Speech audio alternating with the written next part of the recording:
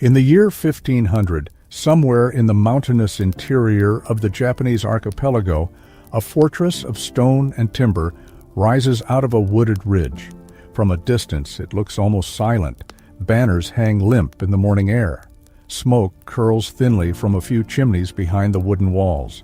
And yet, inside, hidden by layered earthworks and dry stacked stone, several hundred people are already awake, already at work, already preparing for the next attack that may come this season, or in 5 years. This documentary, reconstructed with artificial intelligence, opens the gates of one of these mountain strongholds at the height of the Sengoku Jidai, the age of warring states, when Japan had shattered into dozens of rival domains, and the only currencies that mattered were honor, steel, and silence.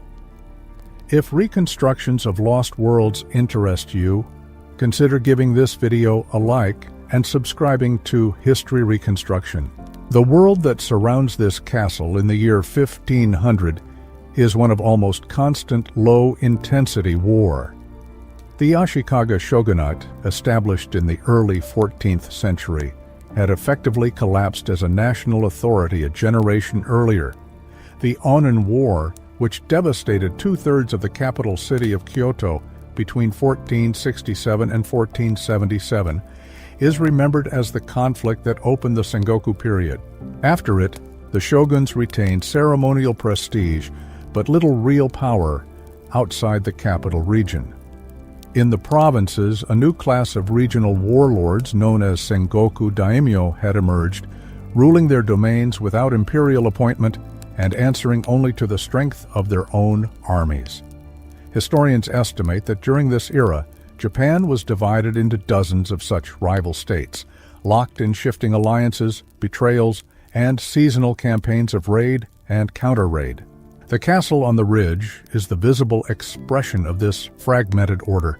Strongholds of this type, known as Yamashiro, or mountain castles, were the dominant fortifications of the Sengoku era.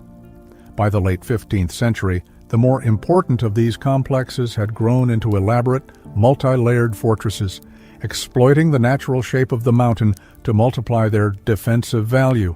Massive walls of dry stacked stone, a technique known as ishigaki, terrace the slopes. The stones are chosen for shape and weight rather than mortared together, and the resulting walls are designed to absorb earthquakes as well as the impact of attacks. Above the stone foundation stand wooden palaces, watchtowers known as yagura, and rambling residential halls. The plan of such a fortress is deliberately confusing. The most central enclosure, where the lord and his closest retainers reside, is called the Honmaru. Around it are arranged secondary enclosures known as the Ninomaru and Sanomaru, each separated by gates, walls, and narrow corridors that force any attacker to expose his flank at every turn. Around the year 1500, firearms have not yet entered the Japanese arsenal. They will arrive only in 1543, with Portuguese traders on the island of Tanegashima. The defenders of these castles still rely on the longbow, the spear, and the curved sword. Water is one of the constant preoccupations of mountain castle life. Wells dug at altitude can be unreliable, and water carriers are among the most numerous and least visible of the castle's inhabitants, hauling buckets up the slopes from springs or from cisterns cut into the rock. Stores of grain, salt, and dried fish are inspected with the same seriousness as the racks of weapons in the armory. The architecture of the residential quarters increasingly follows the style known as Shoin-zukuri, which had emerged within the Muromachi period as the dominant manner for high-status samurai residences. By the end of the 15th century, tatami mats, made of compressed rice straw covered with woven rush, are widely used as flooring in the rooms of the aristocracy and the warrior class. Rooms are divided by fusuma, opaque sliding panels covered in thick paper, and by shoji, translucent screens of white mulberry paper stretched over wooden lattices, which let a soft, diffused light into rooms even when closed. There is no furniture in the modern sense. People sit directly on the matted floor, Meals are taken from low individual trays. Bedding is folded away into wooden cupboards during the day. Inside such residences, a daimyo of this period would typically hold a morning audience in the principal hall of the inner enclosure. The audience itself, rather than any single individual, was the institution, the moment when the political life of the domain became visible. At these audiences, the karo, senior retainers whose families had served the ruling line for generations, would bring reports from village headmen, news from neighboring domains, complaints about flooded paddy fields, and rumors of betrayal among allies. The karo functioned as something close to a council of ministers with collective responsibility for policy, finance, public works, and religious affairs. It was customary that men appointed to this rank came from houses long bound to the ruling family by hereditary service. Scribes attached to the lord's household maintained ledgers of rice income, of tax obligations from the villages, of weapons distributed to retainers. The survival of the domain depended on accurate accounts as much as on sharp swords. Beneath the karo, mid-ranking samurai administered specific functions: the supervision of granaries, the inspection of armor, the management of stables, the oversight of postal runners who carried sealed letters between domains. A castle of any importance was simultaneously a fortress, a treasury, a courthouse, and a chancery. In the courtyards and along the outer walls, the rhythm of military training began before dawn. Samurai retainers would rise early, wash face and hands with cold water, and proceed to the training grounds. Archery, known as kyujutsu, was practiced with the yumi, the long asymmetrical Japanese bow, often against straw targets. Mounted archery was cultivated as a higher art, demanding years of practice. Swordsmanship, kenjutsu, was studied with wooden training swords known as bakken. The spear, or yari, was, if anything, more central than the sword to actual battlefield combat in this era. The young men of the warrior class were schooled in more than violence. Lessons in calligraphy and Chinese classics, in Zen Buddhist meditation, and in elementary administration were also part of their formation. The ideal gradually articulated through this period and consolidated in later centuries as the doctrine known as Bushido, held that the warrior should be equally skilled in the martial and the cultivated arts. Around the year 1500, this ideal had not yet been written down in any single canonical form, but its essential elements, loyalty to the Lord, contempt for personal fear, willingness to die without hesitation, were already deeply impressed on the samurai conscience. Two concepts in particular shaped the moral atmosphere of the castle: giri, the obligation owed to one's lord, one's family, and one's own honor, and on, the debt of gratitude owed to those, particularly the lord, who had granted lands, position, or protection. To fail in giri, or to leave an on unrepaid, was understood as a stain that could not be carried lightly. In extreme cases, when failure or dishonor was held to be unrecoverable, the response prescribed by the warrior ethos was seppuku, the act of ritual self-ending by which a samurai sought to restore his name. The silent intensity of castle life, the careful etiquette of every audience and every meal, all rested on the understanding that the life of the samurai was not entirely his own, and that, at any moment, it might be required by duty. The diet that sustained this disciplined world is often misunderstood. Around the year 1500, white rice was a prestige food, not a daily staple for most of the castle's inhabitants. The bulk of the calories consumed by lower-ranking samurai, foot soldiers, and household servants came from coarser grains, barley, millet, and sometimes wheat. A common preparation was mujimeshi, a mixture of barley and rice cooked together, which stretched the more expensive grain and added fiber and minerals. Higher-ranking samurai had more regular access to white rice, but even in elite kitchens, it was usually accompanied by a small bowl of miso soup, pickled vegetables, and modest portions of fish or seasonal greens.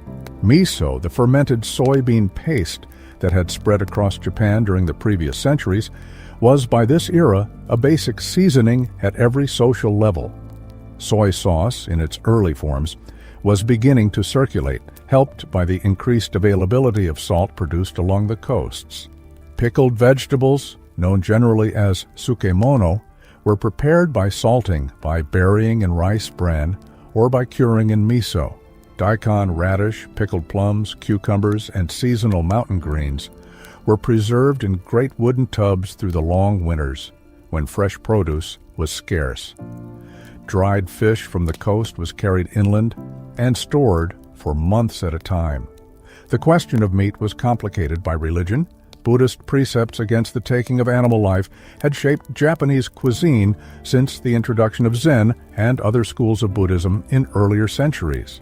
Shojin Ryori, the strictly vegetarian temple cuisine developed within Zen monasteries, excluded not only meat and fish, but also pungent ingredients such as garlic and onion, and had spread from temples into the dietary habits of the samurai and aristocratic classes. In many regions around the year 1500, the consumption of four-legged animals was avoided in everyday meals, although wild game was still eaten in mountain villages and during campaigns. The image of the samurai feasting on great cuts of red meat owes more to later imagination than to the reality of this period. A castle kitchen of this scale was a small industry. Cooks tended low charcoal hearths set into the earthen floor and managed iron pots suspended from chains. Meals were carried out on lacquered trays, each rank served according to a strict protocol that decided how many dishes one received and how white the rice would be. In the lord's quarters, dishes might number 5 or 7 on a single tray. In the servants' quarters, perhaps a bowl of barley and millet, a slice of pickled radish, and a portion of soup. The hierarchy was visible at every meal. Outside the kitchens, the support staff of the castle gave it the texture of a small town. Smiths repaired armor and sharpened swords. Bowyers worked the long laminated bows that were a samurai's pride. Carpenters maintained the wooden galleries, staircases, and gates. Saddlers and stable hands cared for the horses, which were among the most valuable possessions in the domain. From the surrounding villages, peasants arrived with sacks of rice and bundles of straw, paying their dues in kind rather than in coin. The garrison itself was composed of 2 broad layers.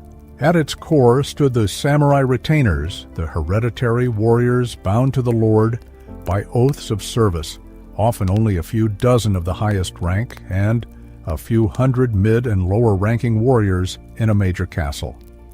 Around them gathered the ashigaru, the light foot soldiers recruited from the peasantry, who fought primarily with the long spear and the bow.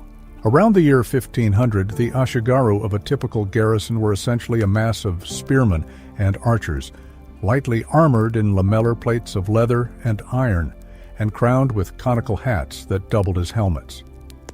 The women of the samurai class formed another frequently overlooked layer of castle life. In the inner halls, they supervised the kitchens, storehouses, and household accounts, often controlling significant resources in their own right. They organized the textile work of the household, the weaving, the dyeing of cloth, the making of garments. They were expected to be literate and familiar with the classical poetry that was a mark of cultivation in their class. They were also, crucially, expected to be capable of defending the castle when their husbands were on campaign. Women of the warrior class were trained from childhood and in the use of the naginata, a polearm with a long, curved blade mounted on a wooden shaft, particularly well-suited to keeping mounted or armored opponents at a distance. According to tradition, the so-called Onna Bushaisha, women warriors of the samurai class were expected to defend the inner enclosure when male retainers were absent, and in some documented Sengoku-era cases, such women led troops and organized armed resistance during sieges.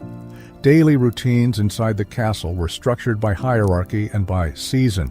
In autumn, the rice harvest from the villages flowed up the mountain roads, and inspectors counted and stored each delivery. Winter was the time of repairs and indoor training. In spring, planting obliged peasants to remain in the fields, and military campaigns were typically suspended, but as soon as the harvest was secured, the season of war opened again. A castle in this era could expect at any moment to receive a runner with news of a neighboring lord's army moving into the valley, of an alliance broken, or of a rebellious branch family raising banners. Scholars suggest that few Sengoku daimyo of this generation died peacefully in their beds. The threat from within the walls was as constant as that from outside.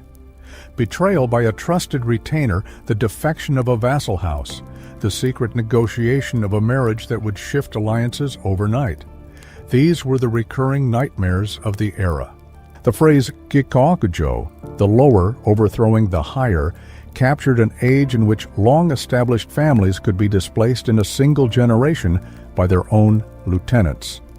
Etiquette was the visible language by which loyalty was performed and tested. A modest shrine, dedicated to a local kami or to a Buddhist protector deity, would be maintained within or just outside the inner enclosure. Monks and priests visited to perform rites for the ancestors, to chant for the souls of fallen retainers, to bless the harvest and the weapons. Zen meditation in particular had become widely associated with the samurai class, prized as a discipline that strengthened the mind against fear. Shinto rituals coexisted with Buddhist ceremony, and many in the castle saw no contradiction in honoring both. As the day drew toward evening, the rhythm of the castle softened but did not stop. Sentries took up their posts on the yagura towers and along the wooden galleries. Lamps of vegetable oil were lit in the corridors. In the inner hall, a final report from the karo might be received, and the orders for the night watches confirmed. Outside, the wind moved through the pines, and the banners that had hung limp at dawn stirred against the dusk. Most of the Yamashiro of the year 1500 would not survive the wars to come. Many would be destroyed by siege, by fire, or by abandonment when the line of their lords was extinguished. Decades later, the consolidating campaigns of Oda Nobunaga, Toyotomi Hideyoshi, and finally Tokugawa Ieyasu would impose a new political order on the archipelago. The intimate corridors of the Yamashiro would give way to broader walls designed to absorb cannon fire and to massive stone bases supporting towering wooden keeps. But in the year 1500, none of this lies on the visible horizon. The castle on the ridge simply stands. Its inhabitants live by the discipline of an honor that admits no easy retreat. They eat barley and millet, miso soup, and pickled radish. They train at dawn with bow and spear. To understand such a world is to be reminded that the samurai castle of the Sengoku Jidai was not a romantic stage set, but a working machine of administration and defense, ordered by a hierarchy as severe as its architecture and animated by a moral code in which honor, steel, and silence were not abstractions but the daily texture of existence.